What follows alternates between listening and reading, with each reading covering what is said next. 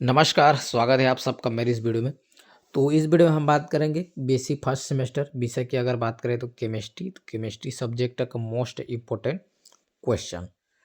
तो ऐसे कौन कौन से क्वेश्चन है जो आपके फर्स्ट सेमेस्टर के एग्जाम में आ सकते हैं उसको हम पूरे डिटेल से देखेंगे। लघु उत्तरीय प्रश्न, तो लघु उत्तरीय प्रश्न जो है 6 से 7 क्वेश्चन रहेगा। दीर्घ उत्तरीय की बात करें तो इसी तरह से 5 से 6 क्वेश्चन रहेगा। तो ये सब क्वेश्चन है जो बहुत इंपॉर्टेंट है और ये सबको पढ़ना जरूरी भी है। तो इकाई वार देखेंगे, पहला इकाई में कौन कौन से प्रश्न है जो आपके एग्जाम में आ सकता है, दूसरा में कौन सा है, तो इस तरह से सबको हम देखेंगे। वीडियो अंत तक देखें, लाइक कर देंगे। और जो फर्स्ट सेमेस्टर में पढ़ रहे होंगे आपके और फ्रेंड लोग या अन्य जो भी हैं, तो उन तक भी शेयर करें। और चैनल को अगर आप अभी तक सब्सक्राइब नहीं किए हैं तो सब्सक्राइब भी करें ताकि इस तरह की जानकारी आप तक पहुँचती रहे। तो चलिए वीडियो करते हैं शुरू। तो सबसे पहले अगर हम बात करें इकाई पहला, तो इकाई पहला में हम सबसे पहले लघु उत्तरीय प्रश्न को देख लेते हैं। तो प्रश्न पहला अगर हम बात करें, प्राचीन भारतीय राष्ट्रज्ञ आचार्य नागार्जुन, तो इसके जो है कार्यों का वर्णन कीजिए। तो बहुत इंपॉर्टेंट क्वेश्चन, अच्छा क्वेश्चन है, आ सकता है, इसको अच्छे से देख लेंगे।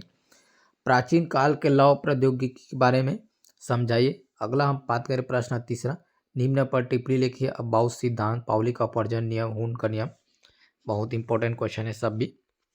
प्रभावी नाप के आवेश पर टिप्पणी लिखिए। बोर के परमाणु मॉडल को समझाइए। और उसके बाद प्रश्न छठवां, इसको भी आप अच्छे से देख लेंगे। साई तथा साई स्क्वायर के भौतिक महत्व क्या है। तो ये प्रश्न जो है बहुत अच्छा प्रश्न है, इसको भी देख लेंगे। अगला हम बात करें दीर्घ उत्तरीय प्रश्न इकाई पहला में ही। तो इकाई पहला का दीर्घ उत्तरीय प्रश्न जो है यहाँ से आप देख सकते हैं। पहला जो है, आयनन विभव से आप क्या समझते हैं, इसे प्रभावित करने वाले कारकों को समझाइए। इलेक्ट्रॉन बंधुता से आप क्या समझते हैं, इससे प्रभावित करने वाले कारकों को समझाइए।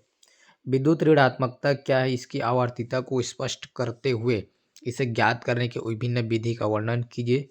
अगला हम बात करें, परमाणु त्रिज्या क्या है, इसके विभिन्न प्रकार को समझाइए। और उसके बाद जो है अगला हम बात करें, प्राचीन भारतीय वैज्ञानिकों के धातु विज्ञान एवं आयुर्वेदिक में योगदान को विस्तार से वर्णन कीजिए। नाइट्रोजन एवं ऑक्सीजन परमाणु के सभी इलेक्ट्रॉन के चारों क्वांटम संख्या का मान ज्ञात कीजिए। तो नाइट्रोजन परमाणु में जितने भी इलेक्ट्रॉन होते हैं, सभी इलेक्ट्रॉन का 4 जो क्वांटम संख्या होता है वो सबका मान ज्ञात करना है। तो इस तरह से जो है पहला यूनिट में जो है ये 6 क्वेश्चन है जो दीर्घ उत्तरीय के अंतर्गत आ सकते हैं। तो इसमें 2 क्वेश्चन आ सकते हैं, जिसको एक को बनाना है, एक अथवा में रहेगा। अगला हम बात करें तो यहाँ से इकाई सेकंड की बात करें तो यहाँ से आप देख सकते हैं लघु उत्तरीय प्रश्न इकाई सेकंड में। पहला, विलायकन ऊर्जा क्या है, आयनिक ठोस पदार्थ की विलयशीलता किस पर निर्भर करती है। अगला, निम्न को समझाइए। बर्फ पानी से हल्की होती है, जल द्रव है जबकि हाइड्रोजन सल्फाइड गैस है। बेरियम सल्फेट अर्थात BS4 जल में अविलय है जबकि मैग्नीशियम सल्फेट MgS4 विलयशील है। LiCl पानी में अविलय है जबकि NaCl पानी में विलय है। तो इस तरह के जो है प्रश्न निम्न को समझाइए करके 4 नंबर का दे सकता है, जिसमें से 2 नंबर 1 2 नंबर 1 इस कोई भी इसमें से इस टाइप का भी क्वेश्चन इस यूनिट से आते हैं। उसके बाद अगला हम बात करें प्रश्न तीसरा, तो द्विध्रुव आघूर्ण क्या है, द्विध्रुव आघूर्ण क्या है, यह किस तरह अणु की ज्यामिति को प्रभावित करता है। दुर्बल रासायनिक बल का वर्णन कीजिए। बंद ऊर्जा क्या है, इसे प्रभावित करने वाले कारकों को समझाइए। परमाणु कक्षकों के रेखीय संयोजन को समझाइए। तो इस तरह से जो है प्रश्न है जो कि 4 नंबर अर्थात लघु उत्तरीय प्रश्न के अंतर्गत आ सकते हैं। उसके बाद इस यूनिट में जो बड़ा क्वेश्चन है जो दीर्घ उत्तरीय प्रश्न के अंतर्गत आ सकते हैं, उसकी अगर हम बात करें तो सबसे पहले बार्न-हाइबर चक्र क्या है, इसकी सहायता से आप NaCl की चालक ऊर्जा कैसे ज्ञात करेंगे। बहुत ही ज़्यादा इंपॉर्टेंट क्वेश्चन है, मोस्ट इंपॉर्टेंट है इस यूनिट का। उसके बाद अगला हम बात करें, पाइजन के नियम के उचित उदाहरण के साथ विवेचना कीजिए। ये भी अच्छा क्वेश्चन है, दोनों क्वेश्चन को भी दे सकता है अथवा करके। उसके बाद अगला हम बात करें, संक्रांत से आप क्या समझते हैं, इसके विभिन्न प्रकारों को उदाहरण सहित समझाइए। और अगला, संयोजकता कोष इलेक्ट्रॉन युग्म प्रतिकर्षण अर्थात VSEPR सिद्धांत जो है क्या है, इसकी सहायता से NH3SF6H2O PCl5 की संरचना एवं आकृति का वर्णन कीजिए।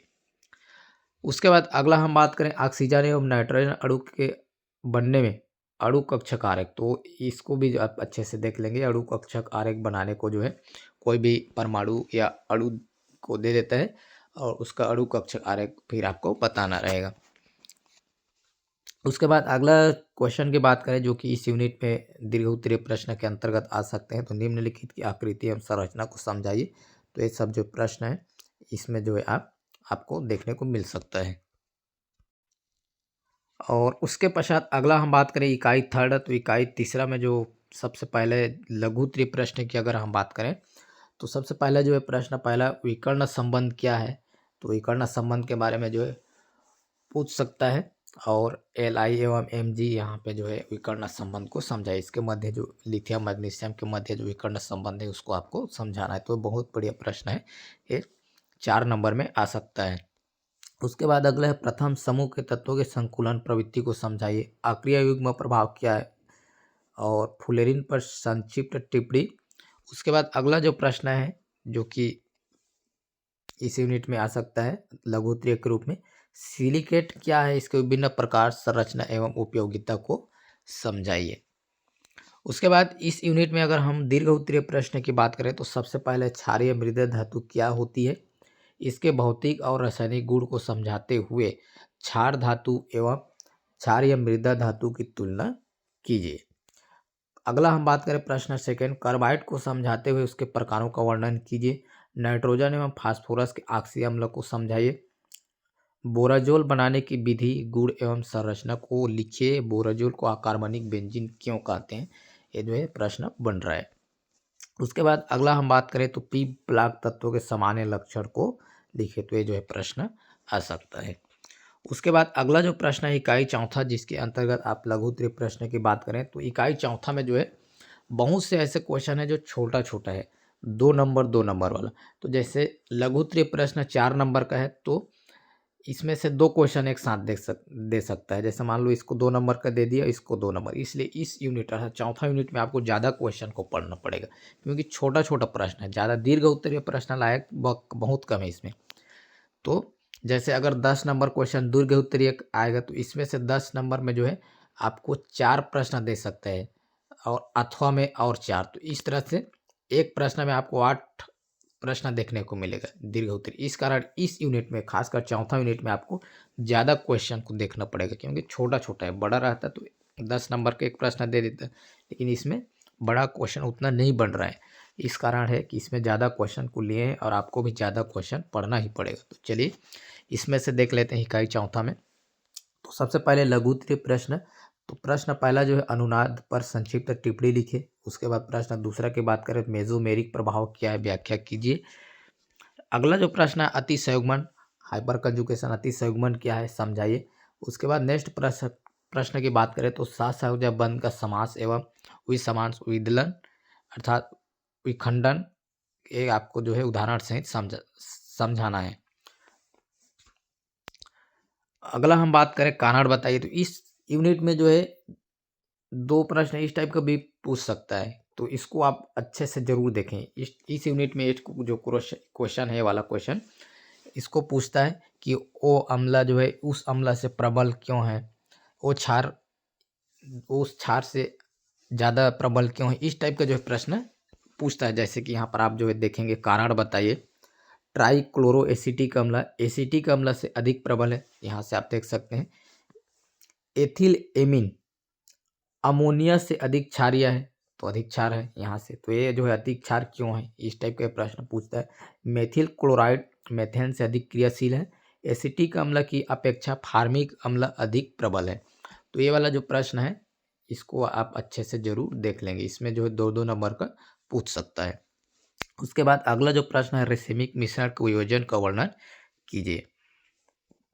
अगला जो प्रश्न है दीर्घ उत्तरीय प्रश्न, तो अनुक्रम नियम क्या है, नामकरण की आर तथा एस पद्धति को समझाइए। नेक्स्ट जो प्रश्न है इस यूनिट से दूसरा जो प्रश्न है प्रकाशिक समवायता से क्या तात्पर्य है, किसी यौगिक की प्रकाशिक सक्रियता के कारण लिखिए। अगला जो प्रश्न है प्रश्न तीसरा की अगर बात करें दीर्घ उत्तरीय के अंतर्गत, आक्जिमो की ज्यामिति समवायता को समझाइए और प्रश्न चौथा, प्रेरणिक प्रभाव पर संक्षिप्त टिप्पणी लिखिए, इसके अनुप्रयोग को भी समझाइए। अगला हम बात करें प्रश्न पांचवा की मुक्त मूलक क्या है, किस प्रकार बनते हैं, इनके स्थायित्व के क्रम तथा संरचना को समझाइए। और अगला हम बात करें निम्नलिखित पर टिप्पणी लिखिए। प्रश्न ये छठवां है, जिसके अंतर्गत जो है कार्बिन, नाइट्रीन, प्रतिबिंब एवं अप्रतिबिंब और एपीमर, और अगला किरेलिटी। तो इस तरह से जो है ये छठवां प्रश्न होगा। इसमें से जो है आपको जैसे लघु उत्तरीय में भी इसको दे सकता है। 2 प्रश्न को ले लिया 2-2 नंबर करके, तो 4 नंबर हो गए। तो इस तरह से ये लघु उत्तरीय, या फिर ये 2 को भी दे सकता है, तो ये 4 नंबर का हो गया। तो ये वाला यूनिट जो है इसी तरह के प्रश्न रहेंगे, जिसमें एक साथ जो है 10 नंबर के नहीं बनेंगे, 2-2 करके या 3-3 मिलाकर भी दे सकते हैं।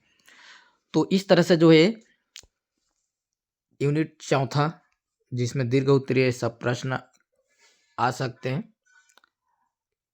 और ये वाला जो है लघु उत्तरीय प्रश्न। तो ये सब क्वेश्चन है जिसको आपको अच्छे से देखना है ताकि आपका अच्छा नंबर आए इस केमिस्ट्री में। तो फिलहाल के लिए इस वीडियो में इतना ही। वीडियो अच्छा लगा हो तो लाइक ज़रूर कर देंगे, शेयर भी कर देंगे जो भी फर्स्ट सेमेस्टर में पढ़ रहे हैं उन तक। और चैनल को अगर सब्सक्राइब नहीं किए तो सब्सक्राइब भी कर दें ताकि इस तरह की जानकारी आप तक पहुंचती रहे। वीडियो पूरा देखने के लिए बहुत बहुत धन्यवाद।